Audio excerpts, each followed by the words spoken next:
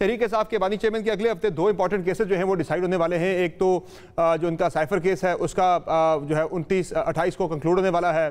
फिर 29 को जो इद्दत में निकाह केस है उसका फैसला भी आ रहा है। तो क्या पॉलिसी होगी हुकूमत की? क्या अगर उनके हक पे फैसला आ जाता है, जिसका काफ़ी इम्कान जाहिर किया जा भी रहा है, रिहाई होगी उनकी या हुकूमत की पॉलिसी मुख्तलिफ है, उन्हें जेल में ही रखा जाएगा? जी, पहले तो ये फैसला तो अदालत ने करना है कि कवी है कि नहीफ है। ये तो अदालत के सामने जब केस आएगा सारा, आप उसके फाइनल स्टेजेस हैं उनकी अपील्स की। लेकिन वो अदालत के हुक्म पर जेल में है और अदालत हुक्म देगी, तो जो अदालत का हुक्म होगा उस पर हम अमल दरामद करेंगे। उसके अलावा अगर कोई कानूनी मामलात होंगे तो वो सबके सामने आ जाएंगे। वैसे इम्कान तो सर आ रहा है उनकी रिहाई का, उनके हक पे फैसला आने का। रिहाई जो है वो गवर्नमेंट पे डिपेंड करती है, वो नहीं करती है नहीं करती। एमपीओ और सोतरा के तरीके को पंजाब में भी केस बन रहा है। राना सावला साहब तो कह रहे हैं भाई उनका बाहर आना मुश्किल है। जी देखिए, राना साहब की अपनी बड़ी मुसद्दका राय है, वो साबिक वजीर दाखिला रहे हैं। लेकिन इस सारे मामले में जो अदलिया का किरदार है वो अब हम सबके सामने है। उस पे सवालात भी हैं, खदशात भी हैं। कुछ वोटर्स की तरफ से बहुत उनकी सपोर्ट भी है। वो एक दिन जो है वो तहरीक इंसाफ वाले वो सबसे बड़ा टाउट कहते हैं इस्लामाबाद हाई कोर्ट के चीफ जस्टिस को। अगले दिन वो कहते हैं जी हम बिल्कुल उनके साथ खड़े हैं। तो लिहाजा ये जो सियासी इस्तेमाल है अदालत के फैसलों का, ये तो जारी रहेगा। लेकिन हमारी यही तवक्को है कि अदालत सियासी ऐनक उतार कर इन केसेस का मेरिट पर फैसला करेगी। जो अपीलें उनके सामने फैसले तो हो चुके हैं। सर ऐनक आपको आज ही नजर आ रही है? जब उनके खिलाफ सजाएं आ रही थी, एक के बाद एक केस में सजा सुनाई जा रही थी, लंबे लंबे ट्रायल करके 14-14 घंटे की समाअत करके, तब कोई ऐनक नहीं थी क्या इलेक्शन से पहले? जी तो यही सवाल है कि अगर अदलिया के ऊपर हमारे तरफ से या आप जैसे जो बालिग नजर ऑब्जर्वर्स हैं, अगर ऐनक का सवाल रहेगा तो फिर अदालतों का जो रोल है उस पर एतराज भी होगा, उस पर मुख्तलिफ किस्म की कंट्रोवर्सीज भी बनेंगी। तो लिहाजा अब ये तो नहीं हो सकता कि एक वक्त ऐनक नहीं थी और आज है, और कल अगर थी तो आज नहीं है। ये तो अदालतों ने ही फैसला करना है कि उन्होंने अपना वकार जो है और अपनी क्रेडिबिलिटी किस तरह कायम रखनी है। अभी तो उस क्रेडिबिलिटी पर भी बहुत सारे सर आपकी क्या राय है? उन्हें बाहर आना चाहिए, ये बेहतर है इस्तेकाम के लिए, पाकिस्तान के मुल्क के सियासी इस्तेकाम आए? देखिए यही तो बात है, हम इसके ऊपर अपनी कोई सियासी और हुकूमती राय नहीं दे सकते। ये फैसला बिल आखिर पाकिस्तान की अदालतें जो है उन्होंने ही करना है। उनके जो भी फैसले होंगे उसके लिए हम तैयार हैं। अगर वो रिहाई का फैसला करते हैं तब भी, अगर वो अपीलें मुस्तरद करते हैं तब भी। लेकिन जो सियासत है उसने तो आगे चलना है। और आज की सूरत हाल अल्हम्दुलिल्लाह 3 महीने या 4 महीने पहले से फर्क है। मुल्क में अब वाज़े तौर पर अवाम को महसूस हो रहा है कि महंगाई में कमी आ रही है, स्टॉक मार्केट स्टेबलाइज है, फॉरेन एक्सचेंज रिजर्व्स अल्हम्दुलिल्लाह एक माकूल सतह पर आ गए हैं और हमें अब इन्वेस्टमेंट्स की भी बड़ी सॉलिड कमिटमेंट्स मिल रही हैं। तो मुल्क में इस्तेहकाम आ रहा है और यही हम सबकी कोशिश है कि बजट के बाद पता लगेगा मुआशी इस्तेहकाम आए, उसके बाद सियासी इस्तेहकाम आए। अगर यहाँ शोरिश ही रहेगी, इंतशार ही रहेगा, तो फिर मुआशी इस्तेहकाम और अवाम की जो रिलीफ देना है वो मजीद दूर हो। तो सर अगर इस्तेहकाम ही जरूरी है फिर तो रिहा होने दें। ये कल जो पंजाब काबीना ने फैसला किया है उनके खिलाफ मजीद केसेस बनाने का, ये जो कहा जा रहा है कि जेल से उन्होंने जो बयानात दिए हैं वो कौमी सलामती के जो है वो खिलाफ बनते हैं, कुछ 11 के करीब उनके बयानात की बात हो रही है, उनके खतूत का हवाला दिया जा रहा है। तो ये जो कार्रवाई है पंजाब हुकूमत करने जा रही है, इसका मतलब तो ये कि भाई जेल में रखना ही आपका मकसूद है, नहीं जेल में ही रखना है उन्हें? नहीं, या तो हम इस पर बहस करें ना जो इंशाल्लाह अदालत में होगी कि क्या उन्होंने कानून तोड़ा है या नहीं तोड़ा, ये सवाल। उसकी जो सियासी सवालात हैं उस पर तो एक ना खत्म होने वाली बहस है। तो अगर पंजाब हुकूमत ये समझती है कि उन्होंने कानून तोड़ा है और तो वो बिल्कुल हक बजानिब है कि वो उसके केसेस, उन पर केसेस बनाए। और वो खुद भी बानी चेयरमैन जो हैं वो बतौर वज़ीर आज़म दर्जनों दफा ऑन रिकॉर्ड हैं कि जो लोग जेल में बंद हो उन्हें तो किसी बयान देने की इजाजत नहीं होनी चाहिए। उन्हें किसी भी तरह जो है वो कोई हकूक हासिल नहीं है मीडिया पर आने के। तो अगर वो कानून का नहीं तो अपने कहे का ही पास कर लें। सर सब ठीक हो रही है तो फिर ये जो पंजाब में हत्या इज्जत का कानून आप लेकर आए, लगता है कि सब ठीक नहीं है। आप लोग तनकीद से बड़े खौफजदा हैं और बतौर साफ़ी मेरी भी हाँ यही है कि पाकिस्तान में हत्या इज्जत के हवाले से कवानीन मजबूत होने चाहिए, फेक न्यूज़ के खिलाफ जो है वो काम होना चाहिए, लेकिन उसकी आड़ में जो है ये बिल्कुल ही जो है स्ट्रैंगुलेट कर देना आज़ादी इज़हार राय को, वो भी तो ठीक नहीं है। जो शिकें हमने देखी हैं हत्या इज्जत के कानून की, वो जज भी आप लगाएंगे और उसका टेन्योर भी जो है वो फिक्स नहीं है, वो तो हुकूमत की मर्जी के ताबे काम करेगा, तो फिर तो वो वही करेगा जो गवर्नमेंट चाहेगी। गवर्नर पंजाब ने भी इवन उस पर एतराज़ कर दिया है कानून के ऊपर आपके। जी देखिए, हमें इस पे वजाहत होनी चाहिए कि ये कानून तनकीद को रोकने के लिए नहीं, पाकिस्तान के शहरियों की पगड़ियां उछालने को रोकने के लिए बनाया गया है। ये हम सबके खिलाफ जो कभी प्रोपेगेंडा होता है। तनकीद अपनी जगह पर है, वो रहेगी, रहनी चाहिए, वो इजहार राय की आज़ादी है, लेकिन सहाफियों की फौहश तस्वीरें बनाकर उन पर सर लगाकर सोशल मीडिया पर डालना तनकीद नहीं है। जब उनका जी चाहे वो किसी चीफ जस्टिस को टाउट कह दें, ये तनकीद नहीं है। वो ये कह दें कि पाकिस्तान के चीफ जस्टिस जो हैं वो इंसाफ के तोड़ने के अंदर शामिल हैं, ये तनकीद नहीं है। ये एक मुस्तकिल और खास तौर पे मियां साहब भी कहते थे बुक से भरे जजेस की बात करते थे। ज्यादा जोर है, लेकिन कोई भी जमात इससे मुस्तस्ना नहीं है कि हमें तो ये जो हद तक इज्जत है उसका जो बेहतर लफ्ज अंग्रेजी में है, जो स्लैंडर और लाइबल है, उसको रोकने का कानून बनाना है। तो ज्यादा तनकीद तो जारी रहेगी, हुकूमती पॉलिसियों पर तनकीद जारी रहेगी और जारी रहनी चाहिए अगर किसी को इख्तलाफ है। तो सर फिर ये आपके तरफ से अलकाबात से पुकारा जाता था, गोगे पिंकी जादूगरनी, इस तरह के जो अलकाबात थे, ये भी फिर तज़हीक है ना, इसे भी फिर आप तनकीद नहीं कह सकते थे। मरीम नवाज साहिबा खुद इस तरह के अल्फाज से जो है वो तनकीद किया या तज़हीक किया करती थी। जी, तो वो भी उतनी ही जो कानून बनेगा उतनी ही वो उसके ताबे होंगी जितना मैं और आप ताबे हैं। उनको भी इस पर गौर करना पड़ेगा कि कौन सी चीज जो है, मैं फिर कहूंगा कि तनकीद और तज़हीक का फर्क हमें जानना है, और खास तौर पे जो जाती हमले हैं, खानदानों तक पहुंचना और उनके कॉन्डक्ट के बारे में गुफ्तगू करना।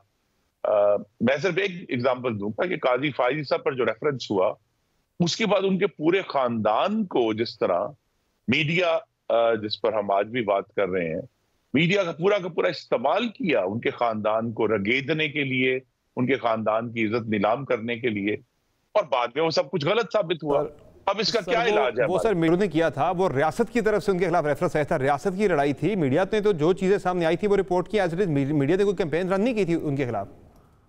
देखिए, तो यहाँ ये जो कानून है ये रियासत को बचाने के लिए नहीं है, ये पाकिस्तान के हर शहरी को बचाने के लिए है।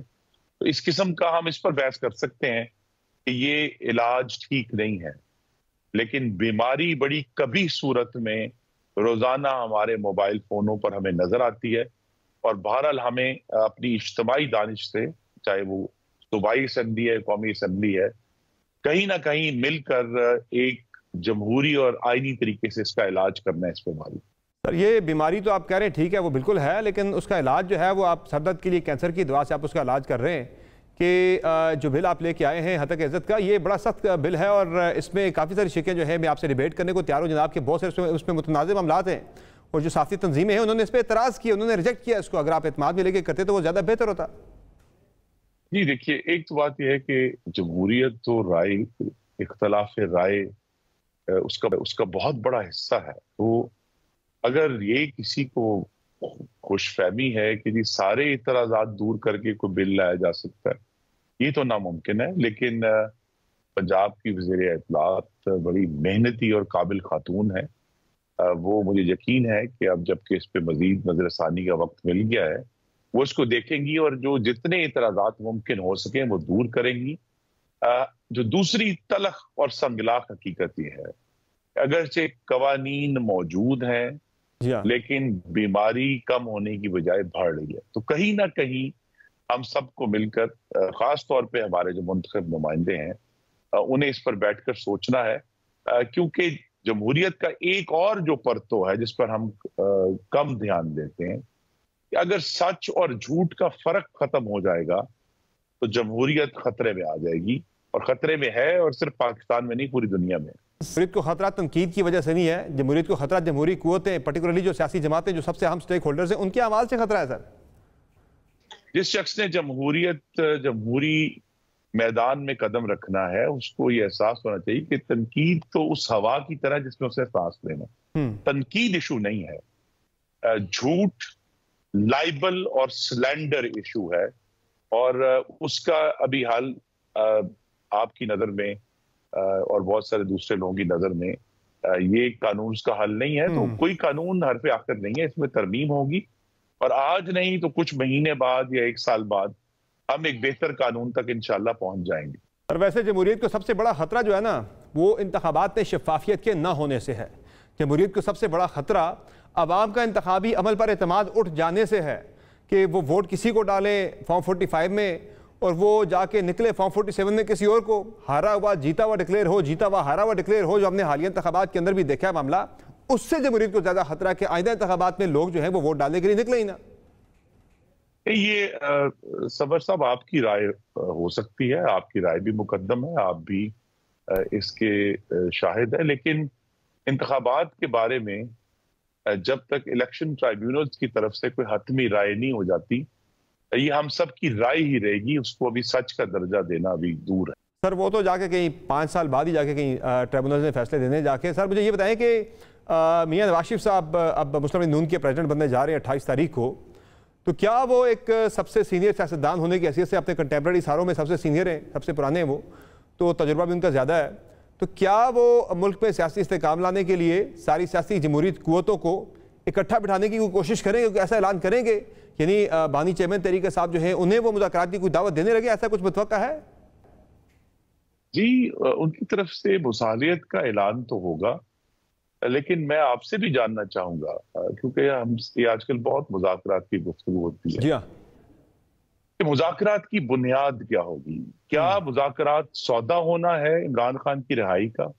अगर तो ये सौदा करना है तो हम इस सौदे में शामिल नहीं होंगे। अगर मुज़ाकरात होने हैं मीसाके जमहूरियत की किसी नई शक्ल पर, जिस पर हम पाकिस्तान की जमहूरियत को तक़वियत दे सकें, हम तैयार हैं।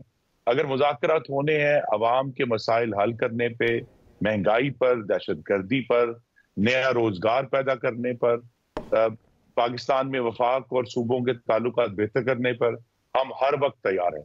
लेकिन एक शख्स की जेल में होने या ना होने पर सौदा नहीं होगा। तहरीक इंसाफ ये कहती है कि आप जो हमारे सियासी कैदी हैं, यानी जो सियासी इंतकाम आप ले रहे हैं, वो कह रहे हैं कि उन लोगों को आप रिहा करें, और दूसरा वो ये कह रहे हैं कि इंतखाबात के हवाले से जो तहरीक इंसाफ के एतराज़ात इंतखाबात का ऑडिट करवाएं, कोई जुडिशल कमीशन दिशा बना दें, तो तब जाके वो कह रहे बातचीत हो सकती है। इसका मतलब जो आपकी गुफ्तगू से ये लग रहा है जनाब के मुज़ाकरात का चैप्टर फिलहाल क्लोज ही समझा जाए। नहीं, देखिए ना जी, ये तवक्को कि पाकिस्तान का पूरा आईनी बंदोबस्त एक शख्स या एक जमात को खुश करने के लिए नीचे झुक जाएगा, ये तो नहीं होगा। जहां तक उनकी एक बात पे मैं जरूर, मेरी सिफारिश भी है अपनी हुकूमत को, कि वो शहरी जो 9 मई के वाकयात में जिनके खिलाफ शवाहिद और सबूत नहीं है, उन्हें फौरी तौर पर छोड़ना चाहिए। उसके अलावा तो बाकी तो उनके मुतालबात हम पहले भी सुन चुके हैं, सुनते रहेंगे। पाकिस्तान की अवाम ने एक फैसला दिया है, उनको 31% वोट पड़ा है, लेकिन 69% वोट उनके खिलाफ भी है। तो लिहाजा बजाय ये कि 69% झुके, बिल आखिर 31% को ही उस 69% को तस्लीम करना होगा। 31% को नहीं मानते, वो ये कहते हैं कि ये तो फॉर्म 47 वाला 31% है। वो कह रहे हैं फॉर्म 45 के मुताबिक जो है हम 69% बनते हैं, बाकी 31% बनते हैं। पर साहब, एक ना खत्म होने वाली बहस है जो अब के इलेक्शन को अनकरीब 4 महीने हो जाएंगे, उनकी गर्दान तो जारी रहेगी। मसलन पिछले मैं तो उसका ऐनी शाहिद हूं, 2013 के बाद भी ऐसी गर्दान शुरू हुई, धरना हुआ, अदालत में गए, अदालत ने उनको रद्द किया। उस वक्त फॉर्म 14 के ये वैगने भर भर के सबूत लाए थे, वो सब रद्दी हुए। क्या इनकी गर्दान बंद हो गई? नहीं। इन्होंने 1.25 साल के बाद फिर इस्लामाबाद पर हमला कर दिया। तो लिहाजा मैं फिर कहूंगा कि एक फाशिस्ट जमात को खुश करने के लिए पाकिस्तान का तमाम आईनी बंदोबस्त तोड़ा मरोड़ा नहीं जा सकता। अच्छा सर, आप मुझे ये बताएं कि इदारों में इस वक्त हम जो महाजराई देख रहे हैं वो बढ़ती जा रही है। इस वक्त आप देखिए कि जुडिशरी और जो एग्जेक्टिव है उसके दरमियान एक महाजराई चल रही है, जुडिशरी की इस्टेब्लिशमेंट के साथ महाजराई चल रही है, और फिर PTI की इस्टेब्लिशमेंट के साथ चल रही है महाजराई। मुख्तलिफ इदारे एक दूसरे के साथ जो है वो महाजराई की कैफियत में हैं। वो जो शहबाज शरीफ साहब की तरफ से एक तजवीज़ आई थी जनाब कि आसिफ अली ज़रदारी साहब को, सदर साहब को जो है वो इंगेज करेंगे इस मामले पर, उन्हें एडवाइस भेजेंगे कि वो महाजराई को ख़त्म करने के लिए सालिसी करवाएं, अपना किरदार अदा करें। है ऐसा कोई प्लान ज़रा और ऐसा करने जा रहे हैं? जी देखिए, हमारे पास एक जो जिस पे मैं भी कुछ फिक्रमंद हूँ, हम सबके पास इलाज हैं बहुत सारे, लेकिन तशखीस नहीं है। हम ये कहते हैं जी तनाव इदारों में, किस चीज पर तनाव है? जब तक ये बात खुलकर नहीं होगी हम किसी इलाज तक नहीं पहुंच सकते। अच्छा सर, फाइनली ये बताइएगा कि पंजाब में पीपल्स पार्टी के साथ सुना है कि थोड़े से मामला जरा गर्मा गर्म हो गए हैं। पीपल्स पार्टी को बड़े तहफ़्फ़ुज़ात हैं कि पंजाब में मुस्लिम लीग नून की जो गवर्नमेंट है वो कमिटमेंट को ऑनर नहीं कर रही। अहम तकर्रियों में, अहम फैसलों में पीपल्स पार्टी को एतमाद में नहीं लिया जा रहा, जो पहले शराकत इक़्तिदार के फार्मूले में शामिल था। तो इस पे बताएं कि वाक़तन कोई मामला ख़राब हो गए पंजाब के अंदर और आप उन्हें लूप में नहीं ले रहे? नहीं, बिल्कुल भी नहीं। जितना एतमाद वो सूबा सिंध में मुस्लिम लीग नून को फराहम करेंगे, उतना ही इंशाल्लाह हम पंजाब में उनको फराहम करेंगे। वहां उनकी एक ओवरवेलमिंग मेजॉरिटी है, लेकिन अगर मुस्लिम लीग नून की इत्तेहादी है तो फिर हमारी बात उनको सुननी चाहिए। जिस तरह हमें पंजाब में अगरचे उनकी तादाद इंतहाई कलील है, लेकिन एक हवारी होने के नाते हमें उनकी बात सुननी चाहिए। तो जहां जहां भी एक दूसरे का, अगर हम एक दूसरे के एला होने के नाते एक दूसरे का एहतराम करते हुए, सिर्फ एक सूबे में तो अंडरस्टैंडिंग नहीं हो सकती ना, फिर हर सूबे में अंडरस्टैंडिंग होगी।